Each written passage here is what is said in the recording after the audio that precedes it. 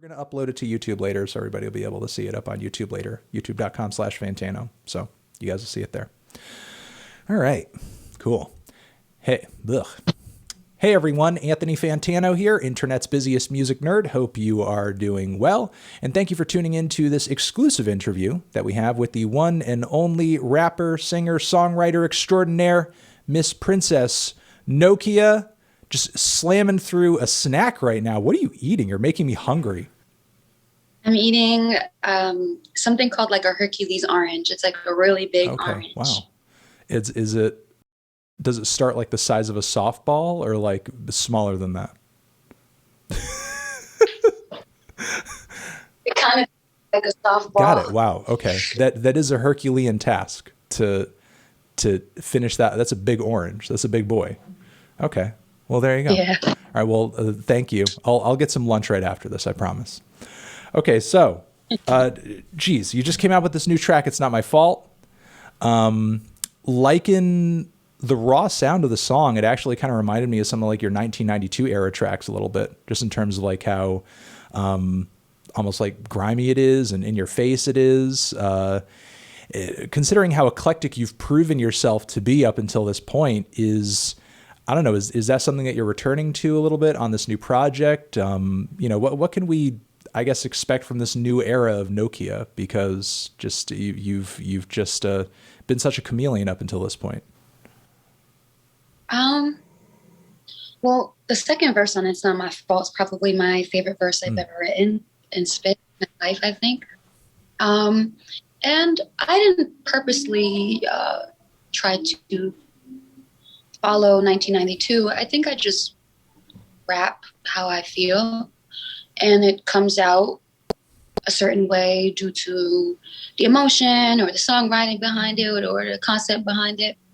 And a lot of my rap can be soulful and childlike and almost neo soul, and some of it can be very aggressive and youthful and messy and grimy. And I think those are just both reflections of a part of who I am. Yeah, I mean, I think a prime example of almost like the latter that you were talking about is almost like Sugar Honey Iced Tea, for example, and almost just the vibe of that entire track. I mean, not only is your vocal register so much silkier on that song, but that is just like one song to me that stands out from you that, it just feels like a big budget pop hit in terms of the sound and also just everything that you did in the music video on that one too. I guess what I want to ask here is, do you consider yourself an underground artist, a mainstream artist, something in between, someone who's shooting for one or the other? I would say that I'm somewhere in between, but if it was a line spectrum, I'd be more on the mainstream side. Okay. I think I did an independent artist, a DIY artist, very popular, very famous in the underground as my foundation.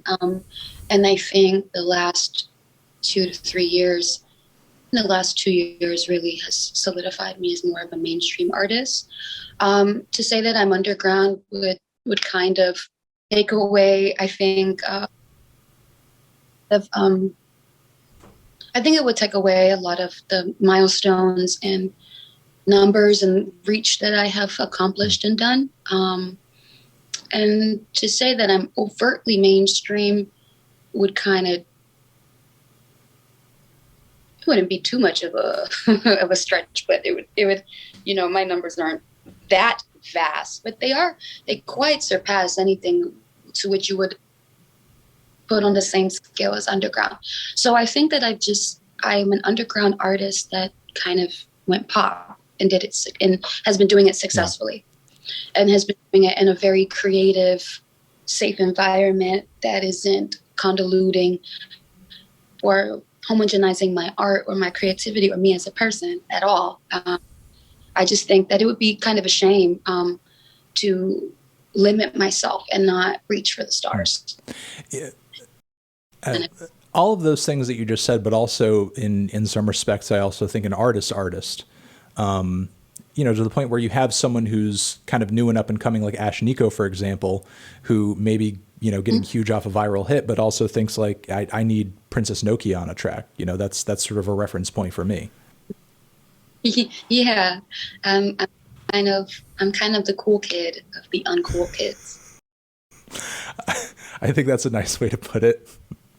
Something I wanted to ask you about for this interview something I think that you're relatively open about, but I don't think a lot of people who stumble across your music realize or notice about you is that at heart you're a real kind of music nerd person. I mean, which is why I wanted to fucking talk to you, because Yeah, I wore one of my favorite I was band going to shirts. ask you about that too in a second. So I wanted to ask you, when exactly did you kind of fall into this rabbit hole where you found yourself obsessing over, obviously not just hip hop and all the shades of that are incorporated in your music, but also pop and punk and metal and alternative rock and electronic music too. I mean, what exactly was kind of some of your first obsessions with particular artists and genres that have kind of given you this eclectic taste that you're still rocking today? I had a family that was really into rock music, actually. My dad likes Pink Floyd and um, Led Zeppelin. My dad likes Santana. My dad likes, dad likes classic rock. My dad likes new wave, like my dad likes Depeche Mode and Tears for Fears, and my uncles like Red Hot Chili Peppers, and my babysitter in ceremony. I grew up indigenous, and in the ceremony, I would have this 12-year-old goth girl babysit me, and she like was obsessed with Korn and Rob Zombie, and I just felt like the coolest girl in the world. And I grew up with her, and she was like an old school, like cyber, like industrial goth, and she was like too cool, and I was like, why are you so cool? So, she always played music around me and always had her interest. And I wasn't just like this kid I was very curious. I was a very curious child around everything. And I thought the art was good. So I just inquired about it and took to it. And every little instance, I think, I'm also from New York City. My dad is from the Lower East Side. I'd get off at Astor Place every weekend and walk through St. Mark's Place, walk through Tompkins Square Park, seeing trash and vaudeville, seeing all the East Side Village punks, all the going to see Howl in the park. I just grew up a little bit different. I think that I think people expect someone like myself to grow up, or a person of color, and I never shied away from those things. I didn't think that I need to hide them because I may come off a bit different.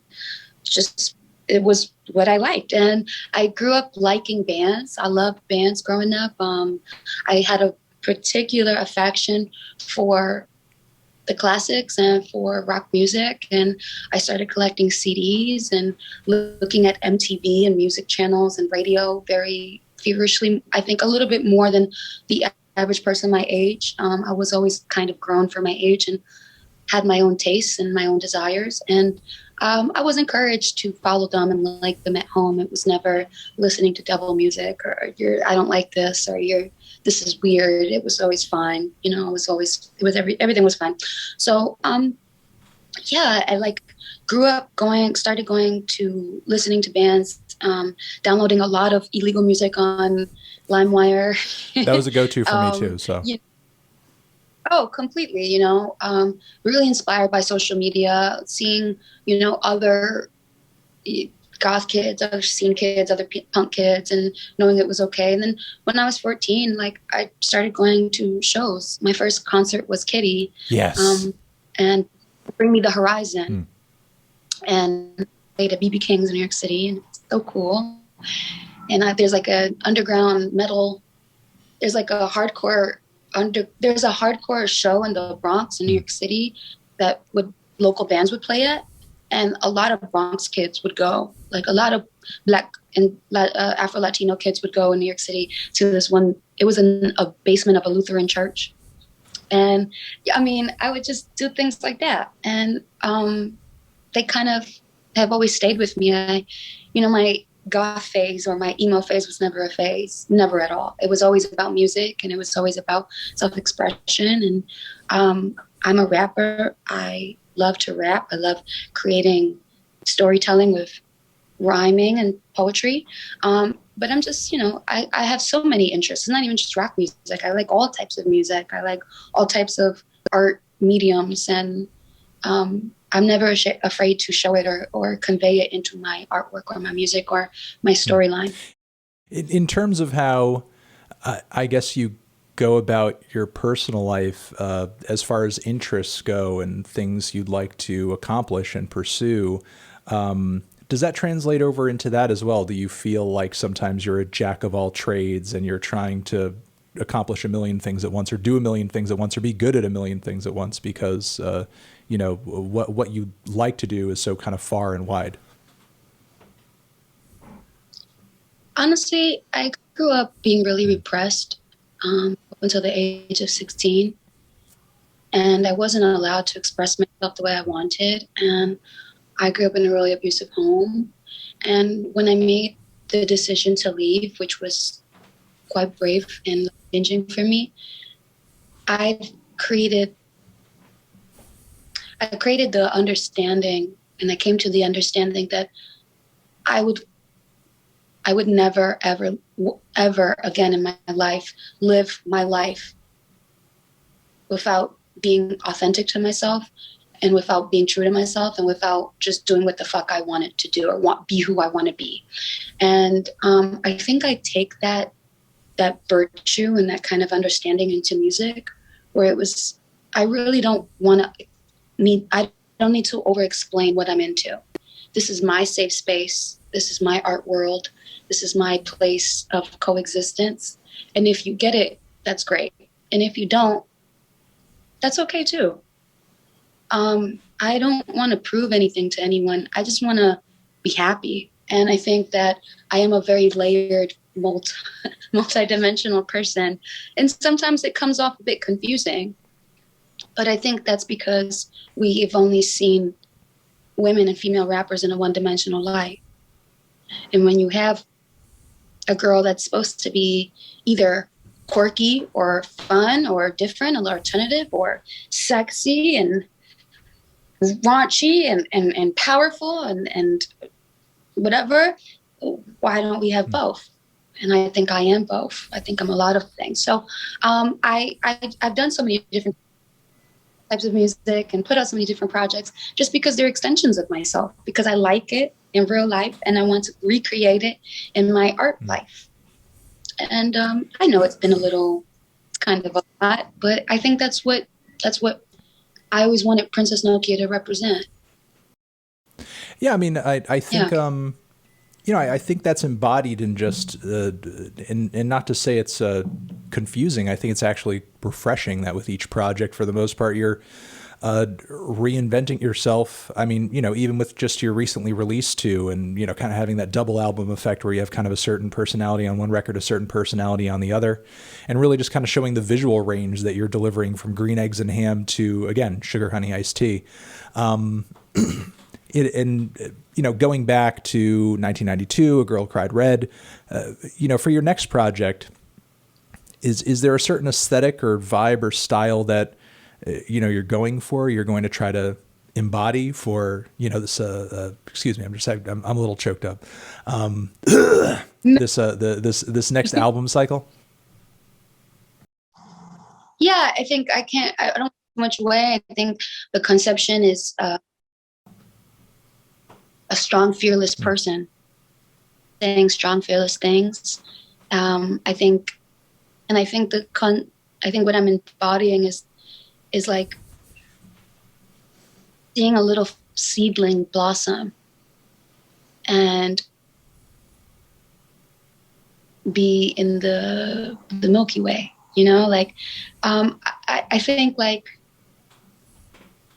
I'm kind of like the queen of the underground, right? Like I'm the queen of that. And we always have these stories and archetypes about people in my position and where they could have gone or where they were at the moment or what happened to them or how sad it was that they couldn't go farther. And I just happen to have a uniqueness that allows me to continue to crescendo and build and grow and um, just have a lot more of public audience and success. And I think it would be kind of, I think it would be kind of, I think it would be kind of taking away or limiting myself to not openly and say and know that I meant for stardom. I meant for big. I didn't know that back in the day, making 1992, Girl Cried Red. I was just making art, happy with my life, happy to just make art and, you know, be content with the semi-success that I'd done with it. But it never occurred to me that I could be a mega entertainer, that I had the star quality to do that. And it started to occur to me, you know, a year ago, 2 years ago.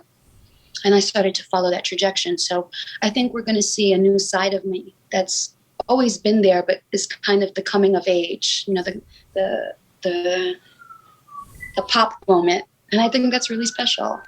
I think it takes a lot of balls, and I think it takes a lot of courage to be comfortable with that. And I can't wait to show that side of me, because I think it's always been there. I think it's in the quality of my music and the quality of my visuals, and in the multidimensional range. So I'm excited to kind of bring this chapter to life. I mean, you know, clearly with the latest music video and cover art for the single that you just dropped, you're channeling consciously some J-Lo there. You know, when trying to kind of create and craft that pop moment for yourself, are there any other reference points that you're kind of like pulling from or going to? No, I thought that the song was the song's pop references were completely on par with "If You Had My Love," and I wanted to do a very forward, really cool artistic recreation. Yeah. I've always created movies, but I've never recreated I've never done something like as an ode to a rapper or a pop star, and I really wanted to do. Because I'm inspired so much by these women. I love Beyonce, Shakira, J-Lo. Though that's like my trifecta of mothers. Like, I think those women have completely influenced me in so many ways. And when I look at them, I think of these really great long legacies. And I wanted to recreate J-Lo because, you know, there was like an OnlyFans element to the song. There was like a really great line about it. And I remember thinking, "If You Had My Love" is a great ahead of its time foreshadowing of social media and cam culture and those types of thematics. So why, instead of trying to create my own, why not do this really great pop culture reference to the woman, the very person that inspired me to think of it. And I like Jennifer Lopez a lot. I think she's an incredible entertainer, wonderful icon. And I'm very similar to her, and I'm also very different. So it's really cool to like do the cosplay and embody that side of myself that is definitely, certainly there. I wanted to ask about it, since you referenced it, the OnlyFans thing, which you've been promoting on Instagram quite frequently. It's something I've seen, you know, other artists jumping over to as far as like a platform for expression, another stream of revenue also over the past year. You know, what were your own personal reasons for, you know, wanting to make that jump over onto that platform as well? Because I'm sure for everyone it's, you know, different in terms of the mindset or the reasoning. Oh, certainly. I used a platform as a source of revenue because a successful person always has multiple sources of revenue. And I also use it as a form of healing and self-expression for my own self. I've stated on my page that the reason why I have is because I have always identified as an exhibitionist, and I'm very comfortable with my body and with my sensuality. I think that's because I was always inspired by softcore erotica growing up, and that's like hand in hand with me. And if you know me, you know that's like the kind of stuff I'm into.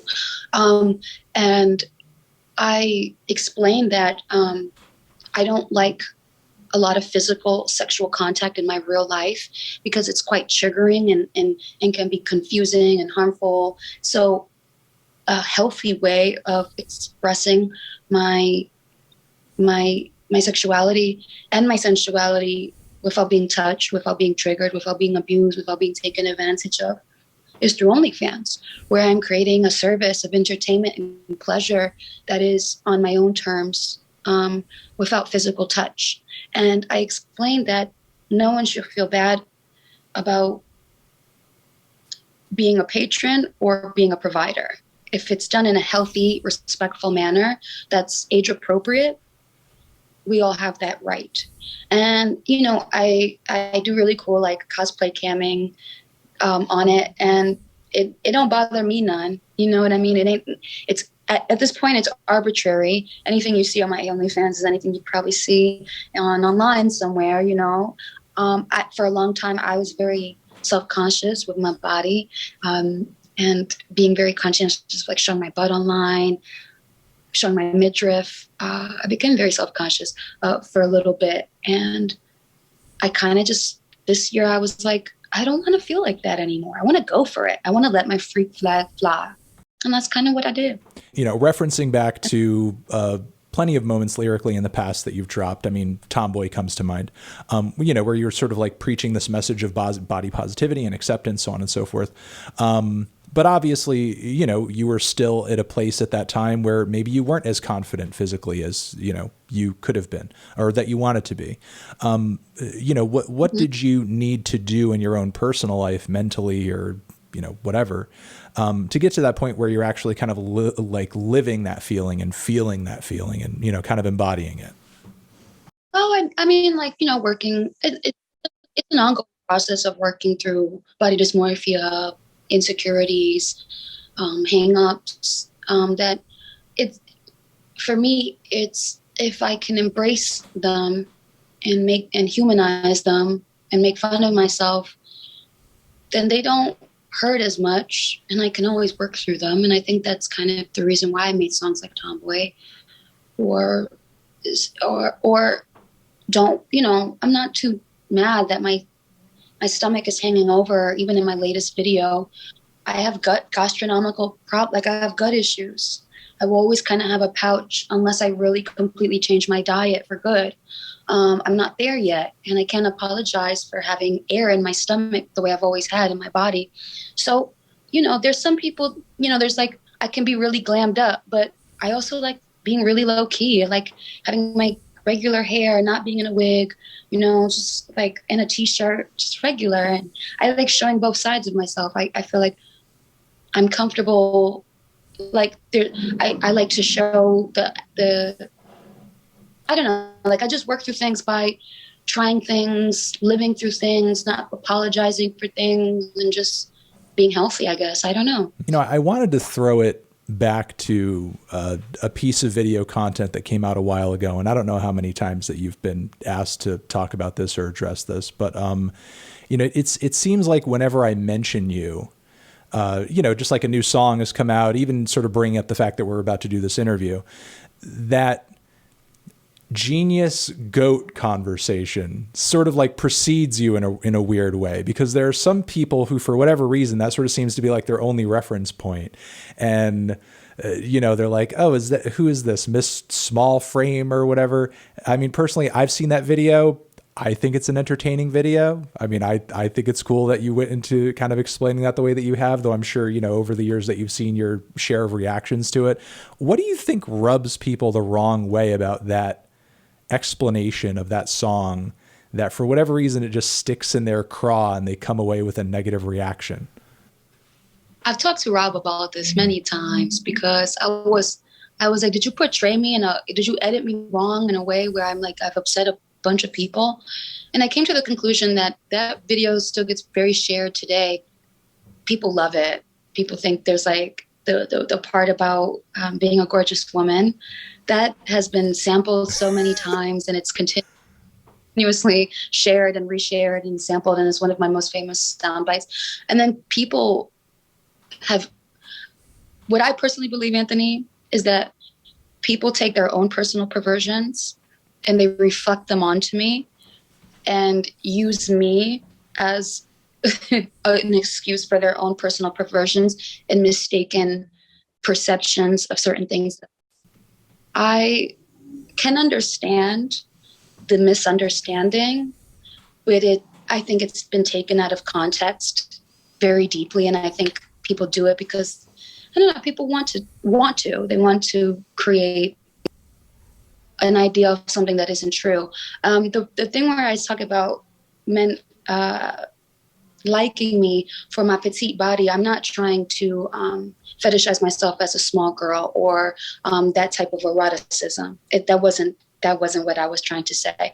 I was trying to indicate that we have, as women of color, we are naturally very busty, very voluptuous, very full-figured, very sultry, beautiful, and I just hit puberty. I've kind of always been a quirky, mousy, small-framed person, and that's a flavor that's cool too. You know what I mean? Like the women around me, oh my God, in my community, they're really sexy. They're like goddesses. You know what I mean? Like they're like out of this world. And they have this incredible innate power of seduction and power and stance.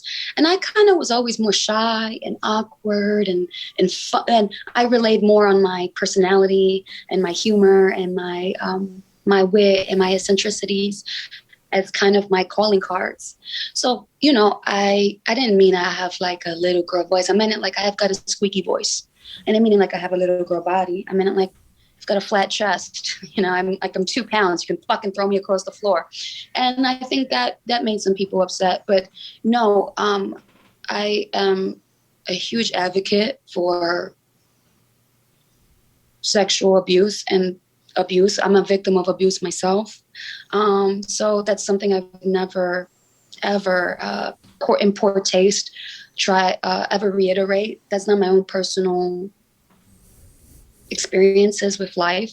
And I never wanted to, offend anyone. I just think people take things out of context a lot. And I'm a grown ass person. I don't need to respond to anyone, and I don't owe anybody anything. I feel very confident in my intentions. I really feel like my intentions are entirely pure. So sorry to anyone that that takes that out of context. That's on you. It's really not on me. So I'm glad you asked me that, because I never got to clear that up, because I don't feel like I need to. Like I said, I feel like people like to put their perversions onto me. And I don't have anything to do with them. I mean, I'll just say, as somebody who was first getting exposure to your stuff and then kind of stumbled across that video. I mean, I think I first saw it around a time. I mean, the video mostly seems fine in terms of like dislike ratio. I think because, your kind of star power has kind of grown a lot since then, and people who are fans of what you do have come across it later and are like, okay, I fuck with this because I already know Nokia. But those who are sort of like totally new to what you do seem like they were just having a range of like negative reactions. And personally, I don't know. I didn't totally get it or identify with it, because I mean, at least the music that I was hearing on 1992 Deluxe and the music videos that I was seeing for, Brujas, for example, to me came off creative and eccentric and having a really strange kind of out there vision and energy. And then when I finally saw the interview there, or I saw that conversation on Genius, that just kind of confirmed all of it. I mean, that to me was like, okay, so this person isn't just, I mean, to me, it felt like, okay, that's cool. This person isn't faking the funk in their music. They're not just pretending to be weird in their music. And then when you go look at an interview with them, they have nothing to say and they're a total fucking normie. It's like you seem to rock that eclectic energy in your own personal life. And it was like, I don't know. It was just funny to sort of see people not dealing with that well. But, I think you kind of came at an interesting time where people weren't seeing a lot of personalities like that in music. Yeah, to be honest with you, Anthony, it's not anything that I'm not unfamiliar with. My whole life I've pissed people off in school, in parties, in social circles. People are very committed to misunderstanding me and creating a narrative that isn't there. And it's actually, I have experienced this since I was 16 years old, and I'm now 28. I have had a lot of experience with people sensationalizing me, fetishizing me, um, taking my online persona and creating a narrative that isn't there. So, I've had people not like me for no entire reason. I've rubbed people the wrong way just by being myself. I don't really I don't really feel any way about it. I don't blame anybody for anything. I'm not mad at the world for misunderstanding me. Is it hard sometimes? Yeah, I'm a human. Um, is it is it hard sometimes being misperceived for these unfair things when you know that you're a regular person who's actually quite lovely and good-hearted? Yeah, but I've I'm honestly, I hold no weight on my shoulders against anybody. If you do, you're going to be mad at a lot of people. You're going to be responding to a lot of people. You're going to be wanting to validate your own stories. And I am so comfortable with myself, Anthony, that I just I let it just wash away, and I don't pay any attention to it. And I continue to just make good art and just laugh it off at the end of the day, because that's the best you can do. It can be quite harming if you allow it to consume you and eat at you and feel like you always have something to say back. I don't feel like that. It goes back to the thing in foster care. I let go of those things a long time ago, and I'm really happy with the way I handle things. To be honest with you, it gives me a lot of peace. I wanted to ask you about, I guess, your feelings more on the metaphysical. I know that you're not a particularly religious person, but you consider yourself to be a spiritual person, which I've seen you comment on in interviews, social media posts, so on and so forth. But person to person, that can be such an abstract thing, such a personal thing. It could really mean a lot of things. So I guess what I wanted to ask is, in terms of your spirituality and your devoutness to that, how does that play into your everyday life and how you perceive the world and how you think this is impacting sort of everything, I guess, in your immediate area? Um, that was an incredible question. Thank you. I really love that question. Um, I use my sacred knowledge and my spiritual learning to navigate almost every circumstance that I come across in music and in my personal life. I use Christ consciousness and empathy to forgive people that hurt me. Because if not, I will be a really bitter and angry, depressed person. And I've been there before. And that's not something I want to be or represent. To anyone that has hurt me, has falsated a narrative about me, that has said something or directed something of ill intent towards my way, I forgive you. Like the way I learned, Christianity teaches me a lot of incredible values, a lot of incredible virtues. But kindness, compassion, and forgiveness are the three virtues I use to guide my life and to build my life. And I forgive anyone that is unkind to me. I use kindness and love and respect as my driving force in life. Yeah, there are some not so great moments, in this business or in his life or what I come across online that make me feel good. I've experienced depression firsthand from online harassment, false narratives, cyberbullying. Something, again, if you don't use love and kindness to differentiate the two, you will become a bitter, internalized person, something I do not want to be.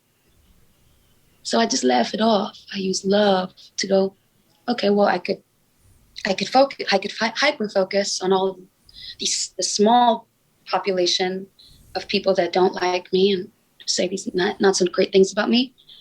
Or I could be negating the incredible love and support and community that I have always had around me, which is a big example of love and humility and light.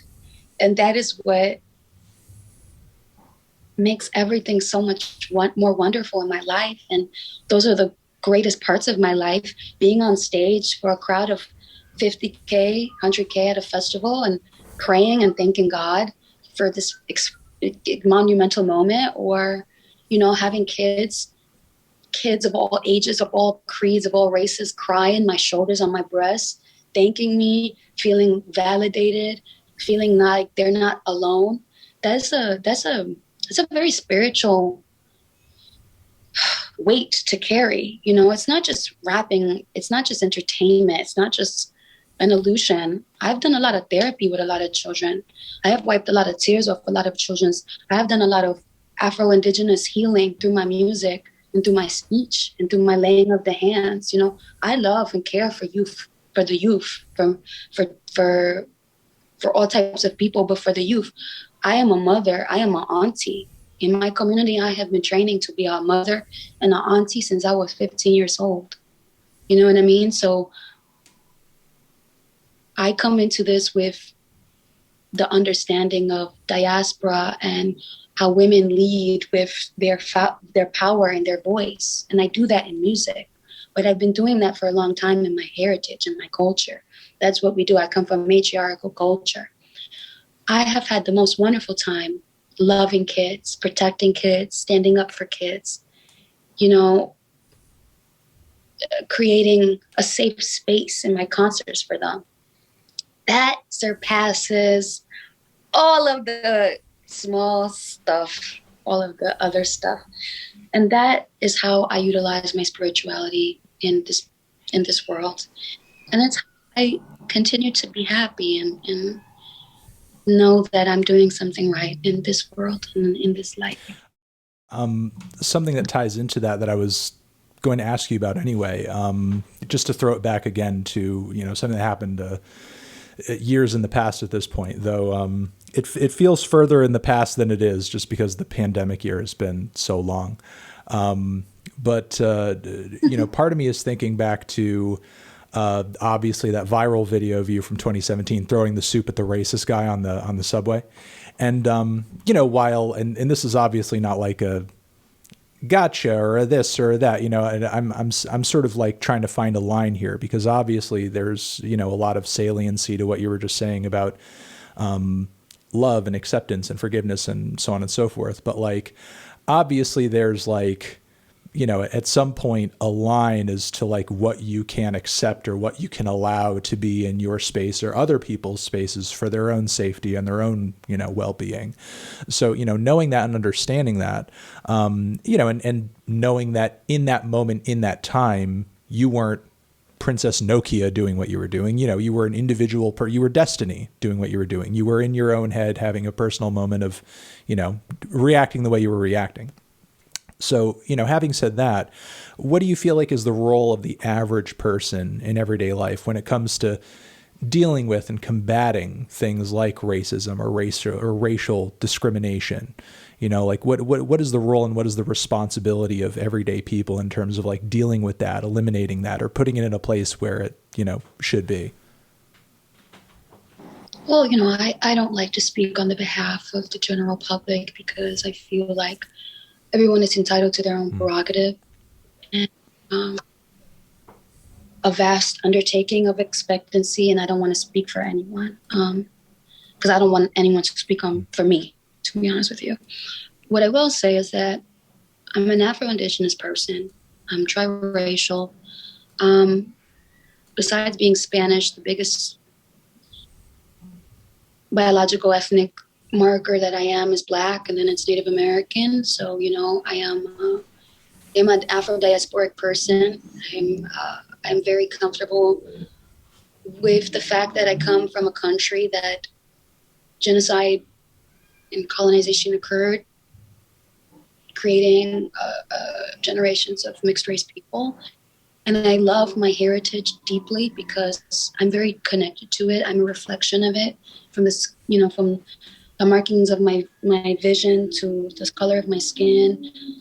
I am very much my ancestors' greatest dreams. And, I love the Black community deeply, because it represents a part of me, just like the way I love the Native community deeply. It represents a part of me. And my spiritual beliefs are deep rooted in that Blackness is secondary to godliness. And I grew up understanding deeply about my own privilege and the extremities of racism and colorism in this world. And I have been a champion for my community and my brothers and my sisters who love me and include me. I have an obligation to love and protect my brothers and sisters. And when I see that people in the instances that such as like that, where I saw a man disrespecting Black children, so you're doing two things. You're disrespecting Black folk, you're disrespecting children, which is a no, it's a double no for me. It's a no individually, and then a double no for me. This auntie is gonna slap the shit out of you. Because like I say, I come from a matriarchal community. I come from a matriarchal family, a heritage where we protect our youth. We protect the young. We protect the children. We protect Blackness. And that's what, not everybody like myself is going to think like this, but I'm a conscious girl. I'm a conscious sister. You know what I mean? Being silent in an instance like that would be against everything I believe in. And I will fight for my community because I love the Black community. I'm a part of it in my own way through my own heritage, and I am an ally to it in another way. So it's about loving and protecting Blackness. It's about upholding Blackness, and that's why I did that, because I am in a position of power and privilege to do so. So I act on it. Not everybody going to carry that, and I don't expect everybody to, but I do.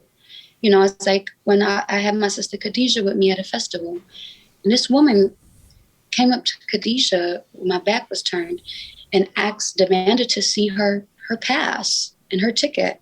And it was very odd because I don't have no reason. There's no reason why this woman should have came up to my friend Khadijah like that. Khadijah's a Ghanaian sister. And she came up to me and she was really sad. And she was like, Tess, this woman just was really rude to me. And she racially profiled me. And I said, where's this woman? And I went up to the woman. She ended up being one of the lead, the runners of the show, whatever. I mean, I said, hello, hi, my name is Destiny Nicole Fisketti Ortiz. I don't think we have met. I also go by Princess Nokia. I just co-headlined your show. And I just got word from my friend here that you racially profiled her. And then until you give her an apology and take full responsibility and accountability for your rudeness and your blatant racism, I will blow up this whole show and hold you accountable for it. So you need to apologize to my friend right now. And me and Khadijah talk about that story all the time. Because Khadijah always tell me that I did what I needed to do as her ally and as her sister. And I did what I needed to do to protect my sister. And that's just soulfulness, And it comes from a very, very soulful place. And my uncle taught me that. My Uncle David, Uncle David's a Rasta and a Christian Orthodox man. He follows the Church of Ethiopia. He believes in that Blackness is second to godliness. Those are things I was raised kind of understanding, having that, Afrocentric upbringing in a Puerto Rican home. So, I just take that and I love my brothers and sisters, and I do anything. I fight for them, because I got them. That's why I did. Thank you for instinctively calling me Aunt as well, because that's people ask me if it's Tony and it's not. I have a few viewer questions here. Oh, it never occurred to me to call you Tony. Wow. Thank you. Your name is. I have a few people asking about going back to the shirt that you referenced earlier. How did that really unexpected Silverstein feature that you did a little while ago come about, and what was the process of doing that? I was just listening to Silverstein a lot before that album came out, and I was always tagging them in it. And they not win. They're like, who is the girl that's who's this rapper? Who's Princess Nokia? Why is she always playing us? Uh, Discovering the Waterfront and their other album. Those were the two albums my boyfriend, when I was 14 years old, gave me my freshman year, and he told me to listen to these bands. And I loved them. So, you know, they're just a part of my favorite bands. But I had been really discovering the Waterfront and just so obsessed with the record. And I was listening to it every chance I got, tagging them every chance I got. You know, that's my thing. So they invited me to their concert that they had for their 20th, you know, 15th anniversary. That's what it was. It was when Perfectly Fixed tour, and they played at Warsaw in Brooklyn, and they invited me, and they gave me like backstage passes, and were like, please come through. We would love to have you. So I went and talked to them, and I said hello, and it was the best show ever, and it was incredible. And they asked me to be a feature on the album, and I could never say no. You know, go into the track a little bit, like the process of doing that. I mean, did you feel like, you know, pressure to mold yourself to their sound, or were they like, whatever you want to do, just, you know, do it. We know what your sound is and we want it here? No, they didn't tell me anything. They just said, go for it. They didn't really give me direction. I wanted to be in a nu metal range because I wanted to, they are rock. I am hip. I am also rock, but they are not hip hop. So I can do that. They can't do that, right? So I just wanted to stay more on the lines of the original sound and band that I know of, and extend my interpretation of that on it. And that's why I kind of did that nu metal growl on it. And keep it in that pocket. Got it. I also wanted to ask you just about some of the radio and podcasting stuff that you've done in the past, you know, Smart Girl Club as well, NTS, the Apple Music crossovers that, you know, you've done, and your ability through those mediums to tell stories, make points, you know, make your case on certain things. I mean, as somebody who's, you know, prior to doing this, I spent years in radio and, you know, was deeply engrossed in the whole thing. And when I graduated from high school and college, that was where I thought I was going to end up being. I mean, you know, you really have a talent for that. You really have a, you know, voice for it as well. Is that something that, you know, into the future you see yourself going back to more, or diving, you know, deeper into outside of a musical context, just podcasting and, you know, storytelling and that sort of thing? Yes, 1,000%. I think I'm going to pursue it this summer as well. My background in it is that my dad is a CB and ham radio amateur. Wow. CB radio operator. So that's incredible. Have you told anybody that before? No, you're in an interview. I hadn't heard really, of that before. So I'm just saying that's kind of crazy. My dad, John, is a CB radio operator. And when I was a little girl, I grew up sitting on his lap and doing the channels with him. And my father goes by Universal Key 614. Those are a lot of his channel names. I grew up just understanding the context of radio equipment and radio, and just having a deep kind of familiar surrounding in that. And my dad still continues to do it to this day. Actually, I just bought him a microphone off of eBay. It's kind of crazy, but that is like a foundation for me. A lot of people don't know that, but yes, I did grow up on the channels with my dad and doing stuff like that. It's so obscure, but it's the truth. And then when I was around 20, I started on No Wave Radio, doing Smart Girl Club, because as you know, Wiki and Rat King, they had Letter Racer Radio, and me and Pat were dating at the time, and I would go to the Letter Racer Radio sessions and be like, this is so cool. How do I get this for myself? So I talked to the creator at the time and asked to have my own show, and I did, and it was really fun for me. And then through that, I did that for many years, and it just happened to go into the Apple Voices in my head. I don't know. I like I have a background in other art mediums, Anthony, and I love photography. I've done photography and cinematography for a really long time. I've done I've done mixed media for a long time, and I've done radio for a long time. So I I just like expressing myself. Those are my hobbies.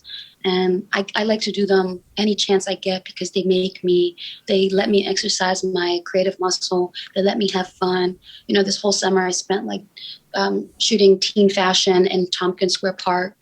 You know, didn't even release the photos, never showed anybody anything. It's just what I'm into, you know? So I just like doing stuff like that because it's super cool and it's just in my range of ideas of fun and entertainment. Okay. A few more questions about, you know, the new project before we head out. Is it like completely done at this point? Are you completely finished? Or are you just kind of putting the finishing touches on it still? I'm still making it. Honestly, I don't want to rush it because I just spent such a long time putting out project after project after project after project. It's quite a lot. Overexerted myself. So I don't feel bad about not releasing new music since, you know, I like him. Or waiting a year to do it. I felt like I needed some time to find my groundings. No, I'm still working on this very unique new project that is very cool, has a lot of hits on it, lots of great pop appeal, but so the ethos and so the ethos of original punk girl Princess Nokia. So you'll just have to wait and Okay. see. I saw with the new single that it's you know, obviously distributed through you, but also Sony this time as well. Are you working with them on the new album too? I'm not going to discuss the details of my deal, but yes, I am working with Arista to produce my first EP, and then that exercise into an album if both of us want to. I have an actually really respectful, very low risk record deal that I went over with my lawyer for months, and I'm very hyper aware of everything in my clauses and everything. And I'm really close to David Massey and Alyssa Castiglia, who signed me. David Massey, he's a fucking legend, and he's the head of Arista. And Alyssa is his protege in the A&R at Arista and Sony. They just let me do what I want to do. They let me be who I want to be, and they help me grow how I want to grow. And I think that they just want to take the best parts of Princess Nokia and just bring them to the outside world. It's not about changing me. It's just about taking this incredible narrative and sound and making it more accessible to people, not making me accessible to people. Yeah, I hear that sentiment more and more from a lot of, you know, young artists who are kind of making, as you have, kind of that transition from the underground to the mainstream. And, you know, they'll comment on, I guess, sort of just, again, that kind of creative freedom and the ability to just kind of be given the chance to just do what they feel like doing. And if it flies, it flies. If it doesn't, then, you know, I mean, at least you were able to kind of just define it, you know, by your own creativity and just kind of feel, you know, proud of doing it because it was on your own terms. Oh, totally. You know, there's a lot less money in this business, but there's a lot more freedom and there's a lot more safety, which is really, I got to tell you, it's very important. You know, like there's so many people like myself who get to flourish with their own creative control, with their own happiness, with their own imprint, where people didn't have that freedom and the accessibility, you know, not up until not too long ago. So now that we have it, you know, this is a new generation of young people that are thinking consciously, that are living consciously, that understand the dynamics of healthy living and respectable living, especially being an artist. And, you know, we are just happy to do things on our own time, and that we have a world that's understanding of it too, you know, because it one hand washes the other. So yeah, maybe we not at the top of the charts, maybe, you know, we don't have these big budgeted videos, or maybe we're not included in, you know, the awards, but we're icons, and we're happy, and we're not we're not being tuned out by a puppetry or a machine. We're just kind of just living and coexisting, and that's kind of revolutionary to me. And I'm happy to be a part of that time in music. And I think it's, like I said, it's the healthiest thing one could say they could be a part of. And I'm happy to have that experience and that I'm not jaded by my surroundings. Well, look, we're looking forward to the new record and everything coming from it. And we appreciate you taking the time to come through and have this conversation. Thank you so much. It's such a wonderful time, wonderful to talk to you. And I hope you have a great day. Have a good one.